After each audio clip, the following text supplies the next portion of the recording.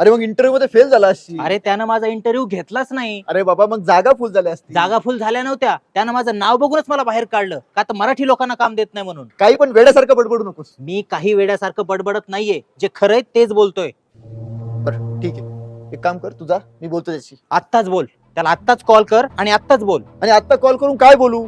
त्याची कंपनी काय माझ्या म्हणण्यानुसार चालणार आहे? तुझ्या म्हणण्यानुसार तो कंपनी चालवत नाही, पण तू दिलेल्या जागेवर तो कंपनी चालवतो. आणि तू एक मराठी माणूस आहे, म्हणजे तो एका मराठी माणसाच्या जागेवर कंपनी चालवतो आणि तिथं मराठी माणसाला काम देत नाही. ते काय नाही चालणार. तू आत्ताच कॉल कर त्यांना. आणि कॉल करून काय बोलू? त्याला बोल, जर मराठी माणसांना काम द्यायचं नसेल तर माझी जागा खाली कर. बरं समज मी ती जागा खाली करून घेतली, त्यानंतर मी काय करू? इकडं तिकडं नोकरीची भीक मागत हिंडू का तुझ्यासारखं उधारीवर जगू? अरे पण हे बघ दिनकर, मला पण घरदार आहे, फॅमिली आहे, जिम्मेदारी आहेत. त्यामुळं जिकून पैसा काढता येईल मी तिकून पैसा काढणार. हे दीड दमडीचं ज्ञान आहे ना, मला नको सांगूस. आणि ते समाज सुधारायचा आणि संस्कृती जपायचा हा मी काय ठेकाने घेतला.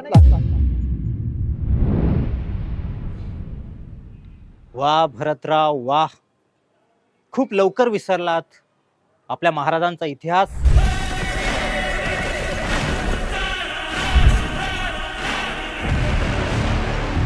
शंभूराजांचं बलिदान. ए, ए, ए, हे आता बास, हा आता बास.